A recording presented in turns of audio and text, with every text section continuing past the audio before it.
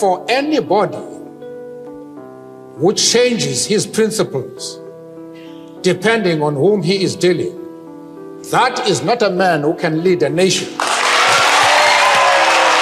Nelson Mandela south ఆఫ్రికాలో racism వ్యతిరేకంగా పోరాటం చేసే టైంలో ఆయన్ని సౌత్ ఆఫ్రికా కేప్ టౌన్ దగ్గర ఉన్న రాబెన్ ఐలాండ్స్లో పెట్టేశారు ఆ జైల్లో. ఆ ఐలాండ్స్లో ఆ జైల్లో ఆ ఫోటో చూస్తే ఆయన ఉన్న జైల్ రూమ్ ఎంత దారుణం అంటే 7 feet ఉంటుంది, ఆల్మోస్ట్ సెల్యులార్ జైల్ మోడల్లో. రాత్రిపూట వేసుకోవడానికి పైజమా కూడా ఉండదు. చలికాలంలో వర్షాకాలంలో చల్లగా ఉన్న సిమెంట్ ఫ్లోరింగ్ మీద సరిగ్గా బట్టలు లేకుండా పడుకోవాలి. అట్లాంటి పరిస్థితిలో 27 సంవత్సరాలు ఆయన జైల్లో ఉన్నారు. అండ్ ఆయన జైల్లోకి వెళ్ళంగానే అక్కడున్న జైలు అధికారి చెప్పారంట, ఈ ఐసోలేషన్ గురించి ఆలోచించకు, నువ్వు ఇక్కడే చచ్చిపోతున్నావు అని. నీ చావు అనేది ఇంక ఇక్కడే ఉంటుంది, నువ్వు బతికి బట్ట కట్టి ప్రపంచం చూడబోట్లేదని. కానీ ఆయన అనుకున్నారంట. 27 సంవత్సరాలు అయిన తర్వాత ఒక మాట చెప్పారు, నేను 27 సంవత్సరాలు ఒక లాంగ్ హాలిడేకి వెళ్ళానని. ఒక వ్యక్తి 27 సంవత్సరాలు కుటుంబానికి, కుటుంబ ప్రేమకు, పిల్లలకి, భార్యకి, అంతకుమించి ఈ సొసైటీకి దూరం అయ్యి ఒక ఐలాండ్లో, ఒక జైల్లో తినటానికి తిండి లేకుండా, సరైన ఫుడ్ అంటే ఆయన అడిగింది కూడా అక్కడ పెట్టేవాళ్ళు కాదంట. ఆయనకి మందులకు అవసరమైన హనీ లాంటివి కూడా ఆయనకి ఇచ్చేవాళ్ళు కాదంట. అట్లాంటి పరిస్థితుల్లో పెద్ద పెద్ద రాళ్ళు బండలను కొట్టిస్తూ, పెద్ద పెద్ద క్వారీలు తవ్విస్తూ వాళ్ళ చేత కఠినమైన పనులు చేపించేవాళ్ళంట. ఇట్లాంటి పరిస్థితుల్లో ఆయన చదువుకోవడానికి సరైన పుస్తకాలు కూడా ఇచ్చేవాళ్ళు కాదంట. ఏదైతే పుస్తకాలు ఎలవడో అవి మాత్రమే.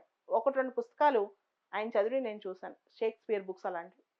సో ఆ పరిస్థితిలో ఆయన అంత కఠినంగా ఉన్న సందర్భం ఉంది. అది కూడా మనలాగా 27 రోజులో లేదా 2 నెలల్లో కాదు. It was for 27 years. బతికి బట్టకట్టి ప్రపంచం చూస్తారు లేదా ఆయనకు తెలియదు. ఆయన జైల్లో ఉన్నప్పుడే ఆయన పిల్లల్ని చూసుకోవడానికి ఆయన భార్య ఉండేదన్నమాట. ఆయన విన్నీ మండేలా. ఆవిడని కూడా అరెస్ట్ చేశారు.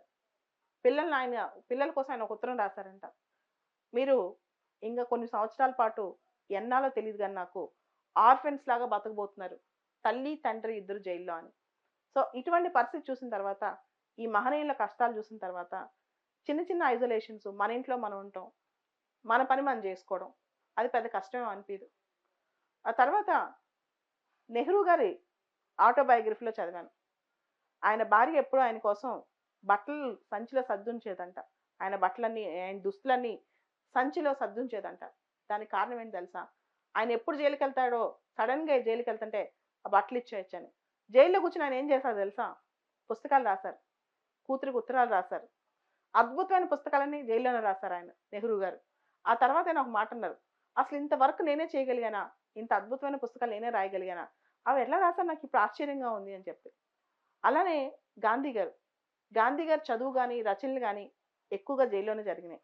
సో ఒక గొప్ప లక్ష్యం కోసం అలా గాంధీ గారికి కానీ, నెహ్రూ గారికి కానీ, నెల్సన్ మండేలాకి కానీ, వీళ్ళెవరికి కూడా నిజంగా వెలుతురు చూస్తాం లేదో వాళ్ళకి తెలియదు, వాళ్ళు అనుకుని జరుగుద్దో లేదో వాళ్ళకి తెలియదు.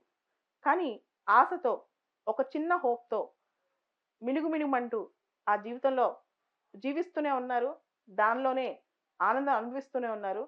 దాంతోనే అది చాలా సందర్భాలు మీరు గమనించే ఉంటారు. నెల్సన్ మండేలా జీవితంలో అయితే సాలిటరీ కన్ఫైన్మెంట్ అనమాట. సాలిటరీ కన్ఫైన్మెంట్ అంటే ఇంకా ఆ ప్లేస్లో ఎవరు ఉండరు, కంప్లీట్గా ఒక సింగిల్ సెల్లో ఖైదీని పెడతారు, ఏది ఉండదు, చదువుకోవడానికి సరైన పుస్తకాలు కూడా ఉండవు. అట్లాంటి సిచ్యువేషన్లో వాళ్ళు గడిపి అదే విధమైన మెంటల్ స్టేట్లో వాళ్ళు బయటకు వచ్చారు.